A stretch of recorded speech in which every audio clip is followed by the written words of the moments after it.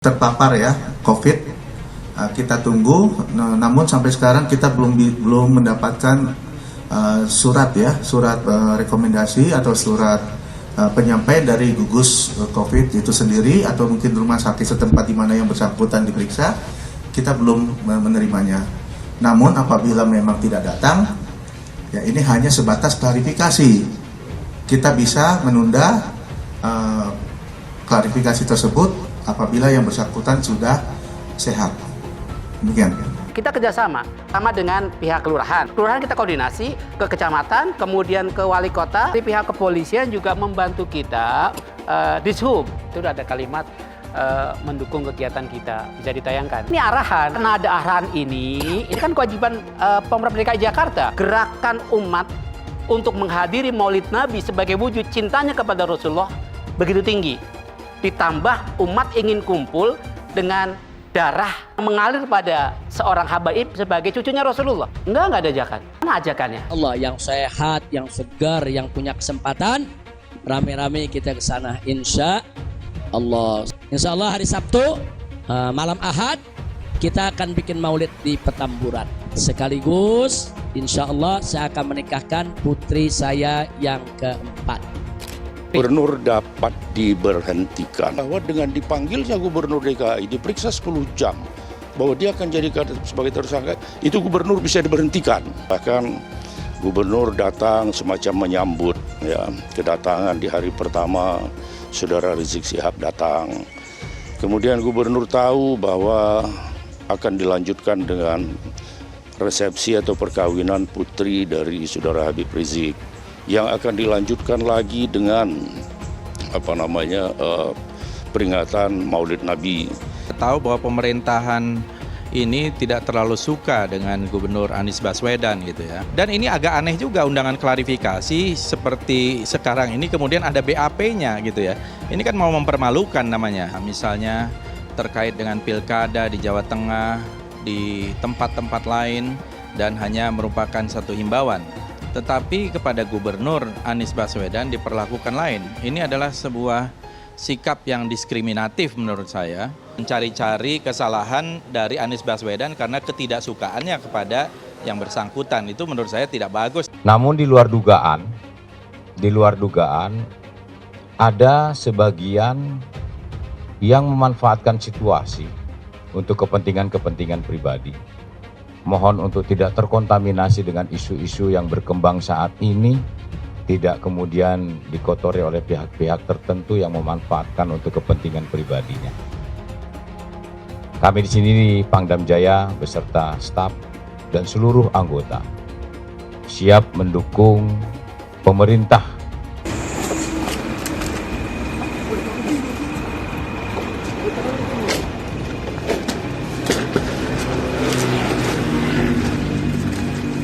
akan termasa ini di luar perkiraan kita gitu.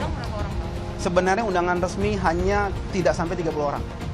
Kita protokol kesehatan, kita lakukan uji swab lurah dari Petamburan positif ya atau reaktif yang sekarang sudah kita rujuk ke rumah sakit Kramat Jati di pasal 93 di Undang-Undang Nomor 6 Tahun 2018 tentang karantina kesehatan. Kita ketahui bersama bahwa Jakarta ini masih PSBB masih berlangsung, bahkan diperpanjang PSBB masa transisi.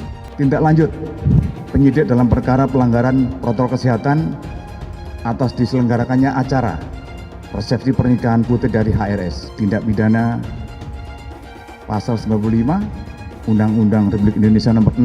Pemprov DKI bekerja berdasarkan peraturan yang ada. Ketika kita mendengar kabar ada sebuah kegiatan, maka secara proaktif mengingatkan tentang ketentuan yang ada. Dan ini dilakukan oleh Jakarta. Maka pelanggaran itu ditindak sesegera mungkin. Dalam waktu kurang dari 24 jam, Pemprov DKI menegakkan aturan. Artinya yang melanggar ya harus ditindak. Itulah yang kita lakukan. Ada lonte hina Habib. Lonte ikut-ikutan ngomong.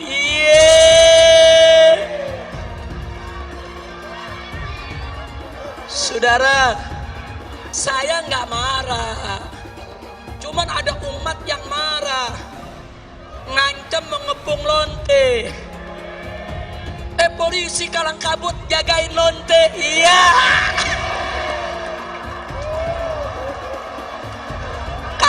Kacau. Lonte hina Habib dijaga polisi. Ditangkap enggak?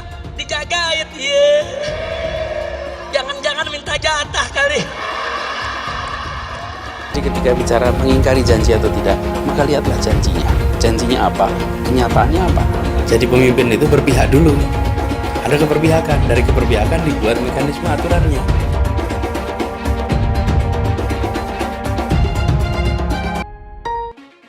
Jangan ini berulang. Jangan kita sampai kembali lagi. Bila kita tidak disiplin, bila pusat perbelanjaan dibuka secara bebas tanpa protokol kesehatan, bila restoran dibuat penuh karena ingin kejar keuntungan, bila perkantoran memaksakan untuk semua orang masuk bersamaan mengejar target, bila ibadah massal dilakukan secara masif, terjadi kerumunan tanpa jarak aman, maka konsekuensinya kita bisa menyaksikan lonjakan kasus seakan kita kembali ke bulan-bulan sebelumnya. Dan bila itu sampai terjadi, maka Pemprov DKI Jakarta, gugus tugas DKI Jakarta tidak akan ragu, tidak menunda untuk menggunakan kewenangannya menghentikan kegiatan sosial ekonomi di masa transisi ini. Kecil yang nggak patuh protokol kesehatan didenda. Giliran ada yang bikin kerumunan ribuan orang berkali-kali dibiarkan. Ada yang dari luar, gubernurnya malah sowan. Kenapa takut? Padahal tegas itu yang dirindukan kami, rakyat Indonesia. Gubernur goblok. Dia janji mau nikah, dia janji ada semua, Kak. Saya kirim ke dia. Saya berbuat seperti ini karena perbuatan Habib sendiri. Nah, Habib merasa diteror, diancam, tertekan karena perbuatan Habib sendiri. Oh, Firza berarti bohong. Firza tidak hapus chat. Oh, tidak, saya hapus sih. Saya tidak mau sakit sendiri. Kayak gitu. Habib Rizik Syihab, mereka adalah penista agama, sudah dilaporkan bertahun-tahun, tetapi tetap saja tidak ditangkap oleh polisi karena polisi takut oleh umat mayoritas agama Islam. Saya tekankan sama kau, ya, kau coba-coba bermain rasis, radikal, kau camkan itu kadrun, saya sampaikan. Saya mengajak seluruh elemen masyarakat, mari kita bersatu, berkumpul untuk mengusir FPI. Sudah saatnya kita bertindak, karena selama ini kita membiarkan mereka merajalela, bertindak seenak-enaknya, sesuka hatinya. Saya mengatakan perang dengan FPI, bubarkan FPI. Mari kita bersatu semuanya, bergerak untuk mengusir FPI dari Indonesia. Si Rizik Gendruwo, para pengikut-pengikutnya semua adalah asu babi ngepet yang lapar sajen. Jangan ganggu Indonesia. Kalian tidak usah berkoar-koar. Itu si Rizik Gendruwo imam apa? Imamnya FPI, tidak usah macam-macam. Lihat apa yang dilakukan front penghancur Islam. Lihat dengan ngancur-ngancurin sana sini. Pancasila Soekarno, ketuhanan ada di pantat. Anak Tuhan dari mana? Kalau Yesus anak Tuhan, bidangnya siapa? Besok di seluruh wilayah Indonesia akan katakan bahwa padahal dia minoritas. Dia mulai tahu pertama kafir, kedua goblok. Kitab Bible Kristen itu bohong. Saya bukan mengatakan Bible Kristen fiksi. Bible Kristen itu palsu. Karena di salib itu ada jin kafir. Karena di salib itu ada jin kafir. Karena di salib itu ada jin kafir. Haleluya. Kemudian na'udzubillah min dzalik. Anda pilih orang kafir, berarti Anda telah menyerahkan urusan umat Islam ke tangan orang kafir. Gus Dur itu buta mata juga buta hati. Jarang, saya belum pernah nengok Cina kerasukan setan. Pernah tak Ahok itu kerasukan setan? Enggak, setannya juga benar. Karena sesama setan dilarang saling menggoda. Saya nggak pernah mundur untuk kebenaran, keadilan, kejujuran. Dan peri kemanusiaan, gue nggak pernah mundur. Dan gue nggak pernah takut juga sama lu. Siapapun yang rasis, gue akan hadapin. Gue bilang. Karena rasis itu dia berperi kemanusiaan. Karena saya ditanya dulu kan, kamu nyesel nggak statement kamu di Pulau Seribu sehingga masih masuk penjara? Tidak benar nyesel. Karena saya mengatakan kebenaran. Kalau itu ada ormas yang seperti itu, ya kita gebuk. Gebuk kita tendang. Sudah jelas itu. Jangan ditanyakan lagi. Hai teman-teman, saya mau memperlihatkan transaksi saya hari ini lakukan trading di eToro. Ini bukti transaksi saya untung 4.500 dolar US, itu sekitar 68 juta rupiah. Semua keuntungan bisa saya dapatkan dengan fasilitas copy trading di eToro. Kalau saya bisa, kalian juga bisa guys. Oke, itu yang mau saya tunjukkan. Like video ini sekarang juga dan gunakan link di kolom deskripsi, maka kalian berhak dapat bonus kalian. Promo ini ada masa waktunya, jadi jangan ketinggalan. Bukan cuma itu saja, transaksi tidak dikenakan fee, baik itu investasi saham, trading forex, komoditas, bitcoin, dan lainnya. Kalian bisa melakukan transaksi berapa kali pun atau unlimited trading. Dan tidak ada fee sama sekali. Jika transaksi di tempat lain sudah berapa fee-nya. Setelah nonton video ini, ayo bergabung dengan eToro hari ini, gratis dan tidak ada minimal deposit. Pastikan kalian menggunakan link di kolom deskripsi untuk mendapatkan welcome bonus. Kalian bisa menggunakan bonus $100.000 di akun virtual untuk latihan. Bukan cuma itu, kalian akan dapat kelas trading online gratis senilai 3 juta rupiah atau $200 jika kalian deposit di bulan ini. Selamat menonton guys, enjoy! Hai semua, dengan saya Jonas Leong. Terima kasih banyak buat kalian penonton setia yang selalu menonton di channel ini. Saya secara personal sangat menghargai waktu kalian. Dan saya sudah menganggap kalian sebagai family karena kalian selalu support di channel ini. Bagi kalian yang selalu menuliskan opini kalian di kolom komen, saya baca komen kalian satu persatu. Saya baca komen kalian untuk mengetahui opini kalian, tanggapan kalian, dan masukan kalian sangat berguna untuk video selanjutnya. Terima kasih banyak buat kalian yang selalu menekan tombol like di awal video. Video seperti ini membutuhkan waktu dan juga research. Dan ini semua gratis untuk kalian. Jadi pastikan kalian menekan tombol like-nya supaya saya mengetahui kalian menyukai konten yang saya bagikan. Pertama, apa yang terjadi memang kita tidak pernah menduga sama sekali, termasuk jumlah massa ketika penjemputan imam besar. Kita tidak pernah menduga sebegitu luar biasanya antusias umat ingin melepaskan kerinduannya, kangennya dengan ulamanya, dengan habibnya, dengan imamnya. Sehingga tanpa undangan dari kami, gerakan hati, mereka spontan berbondong-bondong ke Bandara Soekarno-Hatta untuk menyebut imam besar. Nah, ditambah pula Pak Menko Polhukam mengizinkan, silakan jemput Habib Rizik, yang penting aman, tertib. Ini yang menambah juga kan begitu. Nah, sehingga ketika hari H-nya kita melihat luar biasa, umat berkumpul penuh sukacita, penuh histeris, penuh kesedihan juga melepas itu menyebut beliau. Ini di luar dugaan kita semua. Iya, kita dari pusat nggak pernah menduga sebesar itu. Nggak ada ajakan. Beliau menyampaikan beliau akan pulang dengan pesawat Saudi jam 9 sampai ke bandara jam 10. Mana ajakannya? Gerakan umat untuk menghadiri Maulid Nabi sebagai wujud cintanya kepada Rasulullah begitu tinggi. Ditambah umat ingin kumpul dengan darah yang mengalir pada seorang habaib sebagai cucunya Rasulullah. Sebelum pelaksanaan, panitia pelaksana menyiapkan hal-hal yang berkenaan dengan protokol COVID, sama dengan pihak kelurahan. Kelurahan kita koordinasi ke kecamatan, kemudian ke wali kota, ya, kemudian mendapat surat balasan, dan kita kerjasama. Bukti di lapangannya, melaksanakan kewajiban Pemprov DKI untuk menerapkan protokol COVID. Karena dia punya kewajiban. Karena kan kita menutup jalan. Kalau menutup jalan itu, pasti kita minta izin terhadap Departemen Dishub. Itu ada kalimat mendukung kegiatan kita, bisa ditayangkan dari wali kota, ya, bisa diperlihatkan.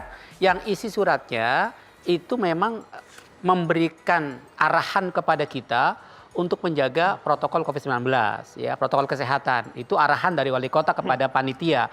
Nah, atas dasar arahan itu makanya sebelum hari H-nya kita mempersiapkan segalanya. Termasuk kita membagi-bagikan masker, kemudian menyiapkan cuci tangan, kemudian menyemprotkan disinfektan di berbagai tempat. Ini arahan. Karena ada arahan ini kan kewajiban Pemprov DKI Jakarta untuk memberikan arahan kepada panitia. Nah, atas arahan ini makanya panitia menyiapkan segalanya. Dari pihak kepolisian juga membantu kita membagi-bagikan masker juga. Kemudian dari relawan-relawan juga. Terbukti dari puluhan ribu yang hadir, kan yang tertangkap cuma 30 orang. Artinya panitia sudah kerja maksimal. Tinggal satu memang, jaga jarak. Itu memang kita akui, kita tidak bisa melaksanakan itu karena membludaknya umat yang di luar dugaan kami. Ketika kita dianggap melakukan sebuah kesalahan, kemudian Satpol PP DKI Jakarta memberikan denda, memang faktanya memang kita ketika itu, di luar kemampuan kami tidak bisa jaga jarak. Sehingga kami mengakui taat hukum, ya kami bayar denda itu. Hukum tertinggi adalah keselamatan rakyat. Artinya kita mengedepankan keselamatan rakyat sebagaimana pemerintah dalam hal ini Presiden sudah mengeluarkan Inpres 6 tahun 2020 yang intinya antara lain memerintahkan kepada gubernur termasuk dan tidak terkecuali gubernur DKI Jakarta yang tujuannya adalah untuk memastikan peningkatan disiplin dan penegakan hukum yang berkaitan dengan protokol kesehatan dalam pencegahan dan pengendalian COVID-19. Nah, sebagai tindak lanjut dari Inpres ini, selanjutnya Pemda DKI sudah mengeluarkan peraturan gubernur nomor 79 tahun 2020. Nah, berkaitan dengan dua ketentuan itu yang berkaitan dengan keselamatan rakyat, ya, telah terjadi yang kita sama-sama lihat ada pelanggaran terhadap protokol kesehatan yang terjadi di Petamburan, kan itu persoalannya. Jadi kita jangan bias, ya. Nah, masyarakat Jakarta melihat ada semacam pembiaran atau ada satu kebijakan gubernur yang merugikan kepentingan umum, meresahkan kelompok masyarakat, atau mendiskriminasi warga negara atau golongan masyarakat lain yang bertentangan dengan ketentuan peraturan perundang-undangan. Nah, di mana letak diskriminasi? Masyarakat melihat ketika ada pelanggar yang lain, gubernur melakukan bersama aparat penegak hukum lain membubarkan dan sebagainya. Bahkan gubernur datang semacam menyambut, ya, kedatangan di hari pertama Saudara Rizik Syihab datang. Kemudian gubernur tahu bahwa akan dilanjutkan dengan resepsi atau perkawinan putri dari Saudara Habib Rizik yang akan dilanjutkan lagi dengan peringatan Maulid Nabi yang tidak dapat dipastikan akan menjamin mengikuti protokol kesehatan, bahwa bisa jaga jarak di antara sekian puluh ribu orang, ya, atau tidak sekian ribu orang dan sebagainya, ya. Nah, kalau saya kaitkan dengan apa yang saya sebutkan tadi, melakukan pembiaran atau membuat kebijakan yang merugikan kepentingan umum, kemudian meresahkan kelompok masyarakat dan sebagainya, Undang-Undang Nomor 23 Tahun 2014. Perbuatan melakukan pembiaran atau membuat kebijakan yang meresahkan, merugikan, diskriminatif, ya, itu adalah salah satu hal yang diatur dalam undang-undang tentang pemerintah daerah, ya, Undang-Undang 23 Nomor 24 tahun 2014. Gubernur dapat diberhentikan. Gubernur. Jadi saya tidak bicara dari segi pidana sekarang, ya. Saya melihat dari sikap kebijakan yang diambil oleh gubernur, perbuatan yang melanggar undang-undang tentang pemerintah daerah, ya.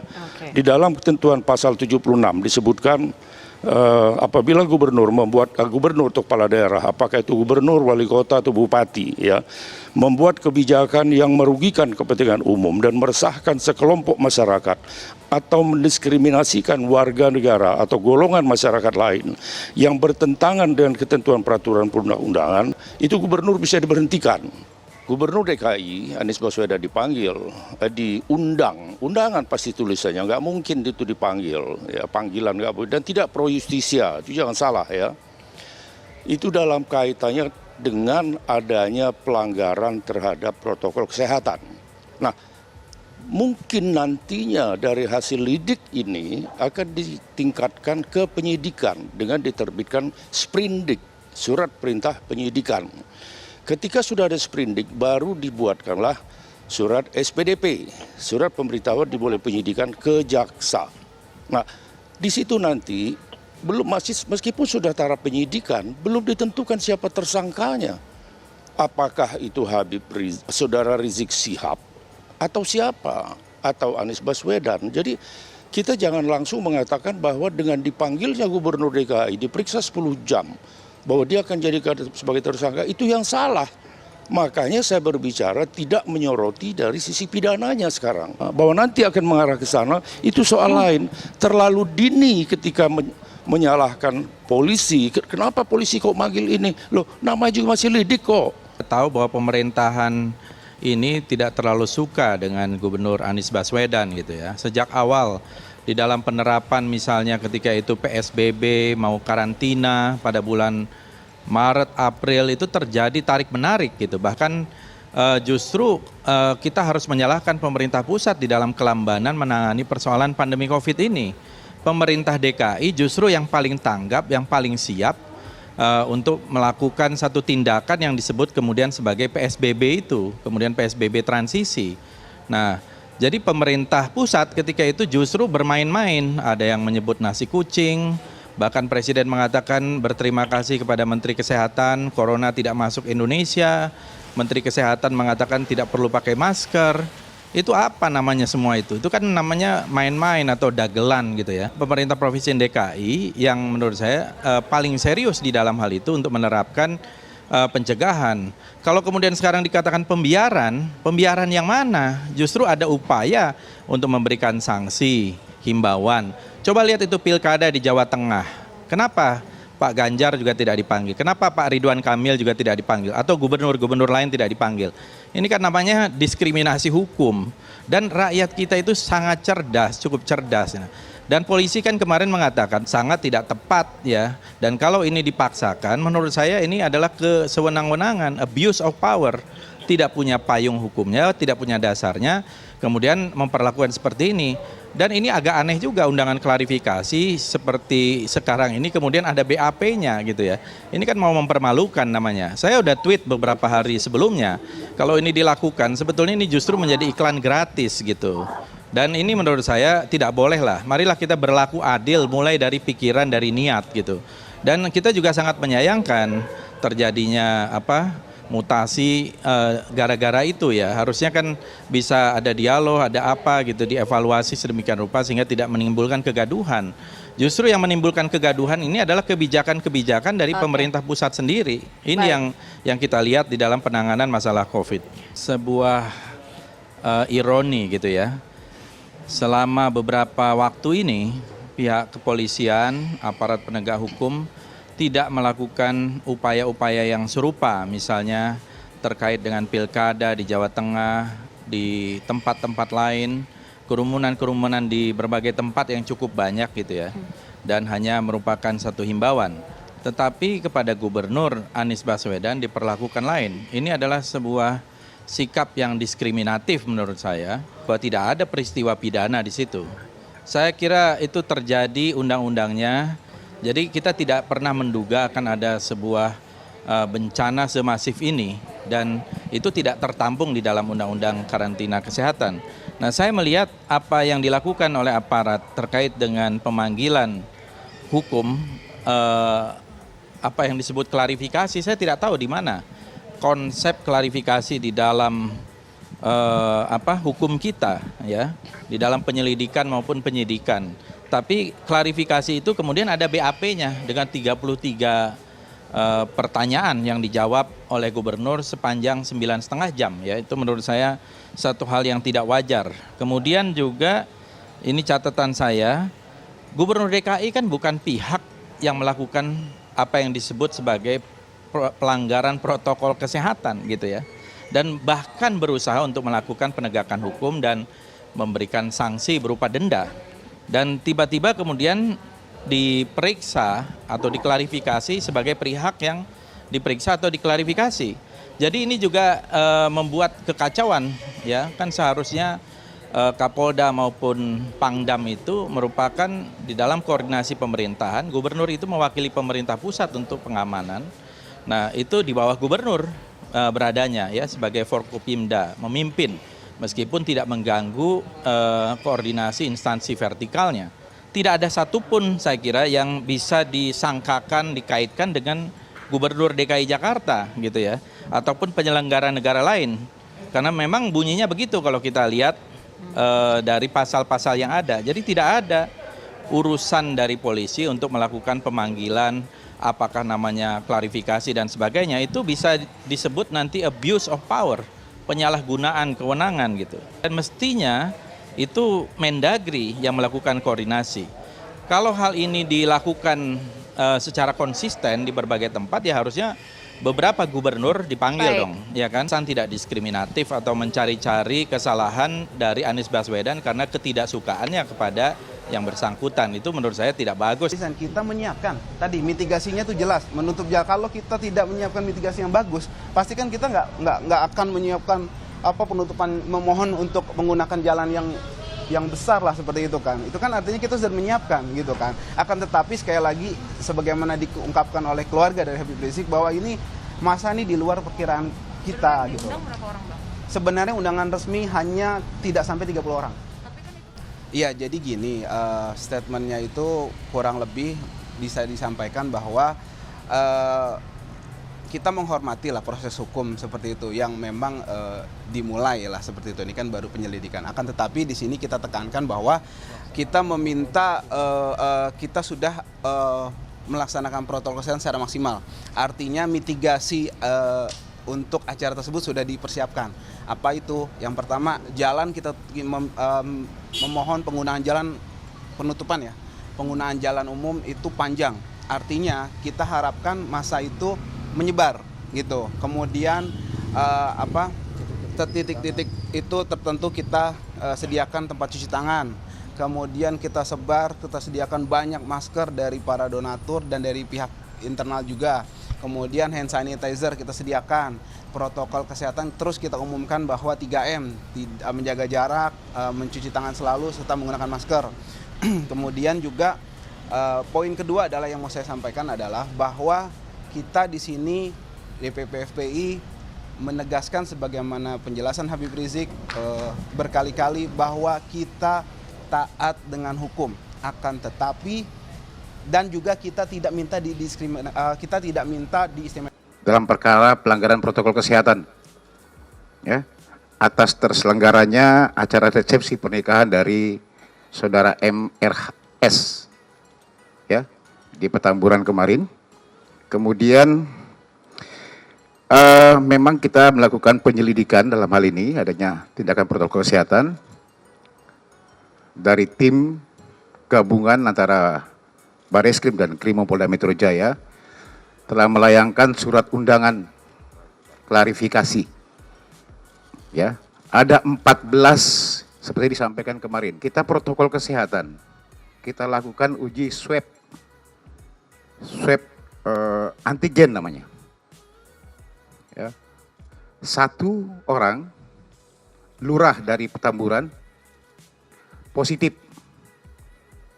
Ya, atau reaktif yang sekarang sudah kita rujuk ke rumah sakit Kramat Jati ya untuk kita lakukan uji mekanisme seperti biasa, uji lanjutannya karena memang pada saat kita lakukan swab antigen yang bersangkutan reaktif atau positif. Sementara dilakukan pemeriksaan klarifikasi. Yang pertama Bapak Gubernur sendiri DKI Jakarta, kemudian ada Wali Kota Jakarta Pusat, ada Kepala Biro Hukumnya juga ada, kemudian juga ada Kepala KUA Tanah Abang, juga ada Camat, RT, dan RW. Tadinya lurahnya ada, tapi lurahnya reaktif saya katakan tadi. Juga ada Pak Kasatpol PP, juga ada Babin Kamtipmas di pasal 93. Di Undang-Undang Nomor 6 Tahun 2018 tentang karantina kesehatan. Kita ketahui bersama bahwa Jakarta ini masih PSBB, masih berlangsung, bahkan diperpanjang PSBB masa transisi. Tetapi terjadi satu tindakan kerumunan yang melanggar protokol kesehatan. Jamaah di masjid. Di masjid itu orang datang ke masjid orang suci. Masjidnya juga suci. Kemudian rumahnya juga nambah Allah. Masa sih corona mau masuk ke rumah Allah? Kalau ingin ya tidak terterjang oleh corona, dekatilah Allah. Corona itu adalah makhluk Allah. Kita juga makhluk Allah. Corona datang, musibah-musibah datang, tiada lain dan tiada bukan saudara, Pasti kesalahan ini ada kaitannya. Apa kaitannya? Karena Habib Rizik tidak boleh kembali ke tanah air. Allah Ta'ala murka dan Allah kirimkan corona ke Indonesia sudah. Hai teman-teman, kalian sudah membuka akun untuk melakukan investasi atau trading? Jika belum, membuka rekening di eToro gratis loh. Bahkan cuma butuh 5 menit saja. Cepat dan simple. Dan semua bisa dilakukan secara online. Sampai saat ini ketika kita mau melakukan investasi saham atau trading forex, kita masih menggunakan cara yang kuno. Seperti kita menelpon banker atau broker yang melakukan atau mengeksekusi transaksi kita. Tapi apakah kalian tahu di eToro kita membeli saham atau forex, kita cuma login, lalu memilih apa yang kita mau, lalu masukin angka berapa banyak yang ingin kita beli, lalu tinggal klik. Sesimpel itu. Sampai saat ini kita bingung mau investasi saham luar negeri, trading forex, komoditas, dan cryptocurrency di mana tepatnya. Kita bisa transaksi semua trading ini di eToro. eToro merupakan one-stop shopping. Sampai saat ini kita membayar fee di setiap transaksi kepada banker atau broker. Setiap kita melakukan transaksi jual beli, biasanya kita dipotong fee oleh platform kita. Kalau dalam 1 bulan kalian melakukan transaksi 1 kali, mungkin tidak terasa. Coba kalian melakukan trading sebanyak 100 kali. Sudah berapa fee-nya? Misalnya kalian membeli saham Google dengan fee per transaksi $10. Jika kalian membeli saham Google 10 kali, maka fee transaksi sudah $100. Belum lagi kita akan dikenakan fee ketika kita menjual saham itu. Itulah sebabnya saya memilih eToro, karena tidak ada fee sama sekali. Saya ulangi, di eToro tidak ada fee sama sekali ketika kalian melakukan transaksi. Dan yang kedua, kalian bisa melakukan unlimited trading atau trading sebanyak apapun. Ya, kalian bisa melakukan trading 10 kali, 100 kali, 1000 kali dalam sehari tanpa dikenakan fee. Jadi berapa banyak uang yang kita hemat dari fee saja. Sampai saat ini ketika uang dana kita dikelola oleh manajer keuangan, terkadang kita tidak diberitahu ketika akan melakukan transaksi. Bahkan investasi kita dipotong biaya. Dan kita dibikin bingung karena kurangnya transparansi. Kita juga bingung memilih investasi manajer yang bagus untuk mengelola investasi kita. Alhasil, investasi kita bukannya untung malah rugi. Bahkan yang lebih ekstrim, kita tertipu oleh manajer investasi yang ilegal. Tapi apakah kalian tahu di eToro ada fasilitas yang namanya copy trade, di mana kita bisa menduplikasikan investasi atau trading yang dilakukan oleh trader profesional. Semua data terbuka dan transparan dan kita bisa melihat performance sampai 10 tahun yang lalu. Dengan fasilitas ini, kamu tidak usah lagi menelpon manajer keuangan kamu untuk melakukan trading. Atau pusing investasi kamu merugi dikelola oleh manajer keuangan. Di eToro kita bisa memilih investor profesional yang sesuai dengan yang kita sukai. Dan di eToro banyak sekali profesional investor yang keuntungannya di atas 50%. Bulan ini saya profit 140%. Jika kalian ingin profit seperti saya, kalian tinggal menggunakan fasilitas copy trade. Jadi ketika saya profit, maka otomatis kalian akan mendapatkan profit. Mau beli saham Google, 1 unitnya mahal. Di eToro kalian bisa beli di bawah 1 unit atau pecahan unit. Contohnya kita membeli saham Google dengan hanya $50 saja, yaitu 0,02 unit. Di platform lain, kalian diwajibkan untuk membeli minimal 1 unit atau $1.500 untuk saham Google. Dengan $50 atau Rp700.000 saja, kalian sudah bisa memiliki saham Google. Menarik bukan? Saya sudah lama menggunakan eToro dan minggu ini saya profit 140%. Jadi bergabunglah dengan eToro dan mulai profit hari ini. Jadi apa yang kalian tunggu? Mendingan kalian cobain sendiri aja deh. Tutorial bisa kalian cek di kolom deskripsi dan kalian harus menggunakan link di kolom deskripsi untuk mendapatkan welcome bonus. Jika tidak, maka tidak akan mendapatkan bonus. Dan gunakan bonus $100.000 di akun virtual Anda untuk mengenal lebih jauh tentang eToro atau bisa digunakan untuk latihan. Bukan cuma itu, kalian akan dapatkan kelas trading gratis yang nilainya Rp3 juta jika kalian deposit di bulan ini. Kasih banyak buat kalian yang nggak skip dan nonton video ini sampai habis. Saya secara personal sangat menghargai waktu kalian. Makasih banyak buat kalian yang sudah tekan tombol subscribe dan makasih banyak buat kalian yang sudah tekan tombol loncengnya. Jangan lupa bagikan informasi ini ke teman atau family Anda. Mungkin teman atau family Anda membutuhkan investasi ini. Oke guys, sekian dulu dari saya. Jangan lupa follow Instagram saya di @johannesleongofficial untuk kata-kata motivasi setiap harinya.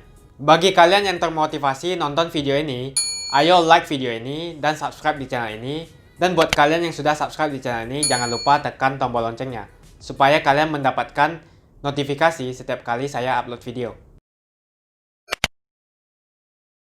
Hai teman-teman, terima kasih banyak buat kalian yang sudah menekan tombol join atau sudah bergabung di channel YouTube Jonas Leong. Ini adalah salah satu feature dari YouTube di mana kalian bisa mensupport channel Jonas Leong untuk lebih semangat membuat konten-konten lainnya. Apa kelebihan ketika kalian join membernya Jonas Leong? Yang pertama, kalian akan mendapatkan badge atau tanda khusus untuk kalian semua, seperti ini. Kita mulai dari new member, 1 bulan, 2 bulan, 6 bulan, 1 tahun, dan juga 2 tahun. Jadi semakin lama kalian berlangganan dengan membershipnya Jonas Leong, maka badge Anda akan berevolusi menjadi lebih bagus dan menjadi lebih baik lagi. Yang kedua, kalian bisa menggunakan banyak emoticon yang bisa Anda pakai, seperti ini. Jadi kalian bisa berekspresi menggunakan emoticon yang sudah saya sesuaikan untuk kalian semua pendukung Jonas Leo. Tentu saja ada perbedaan antara orang yang belum membership dan sudah. Dari segi tampilan nama yang di-highlight dan juga logo di samping nama ketika Anda komen. Dan juga komen kalian akan lebih sering saya reply dan juga akan saya pin atau feature di setiap video.